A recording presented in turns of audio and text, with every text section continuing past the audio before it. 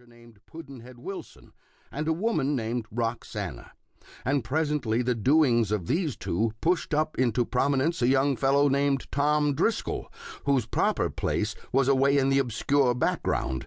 Before the book was half finished, those three were taking things almost entirely into their own hands and working the whole tale as a private venture of their own, a tale which they had nothing at all to do with by rights.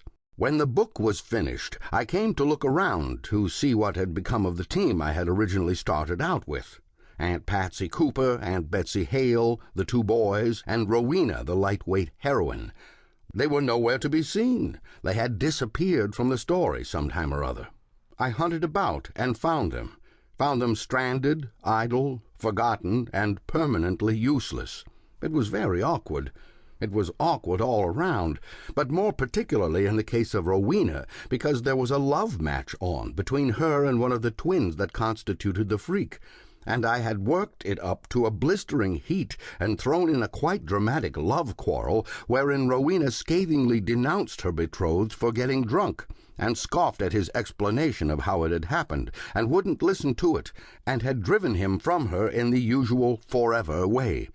And now here she sat crying and broken-hearted, for she had found that he had spoken only the truth, that it was not he but the other half of the freak that had drunk the liquor that made him drunk, that her half was a prohibitionist and had never drunk a drop in his life, and, although tight as a brick 3 days in the week, was wholly innocent of blame, and indeed, when sober, was constantly doing all he could to reform his brother, the other half, who never got any satisfaction out of drinking anyway, because liquor never affected him.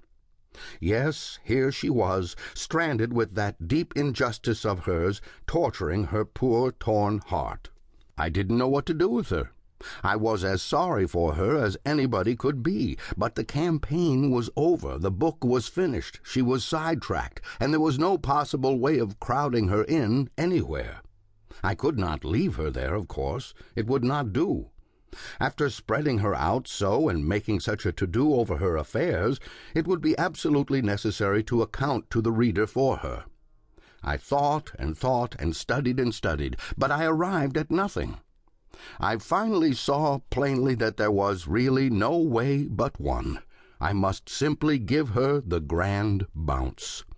It grieved me to do it, for after associating with her so much I had come to kind of like her after a fashion, notwithstanding she was such an ass and said such stupid, irritating things and was so nauseatingly sentimental. Still, it had to be done. So, at the top of Chapter 17, I put in a calendar remark concerning July 4th, and began the chapter with this statistic. Rowena went out in the backyard after supper to see the fireworks, and fell down the well and got drowned. It seemed abrupt, but I thought maybe the reader wouldn't notice it because I changed the subject right away to something else.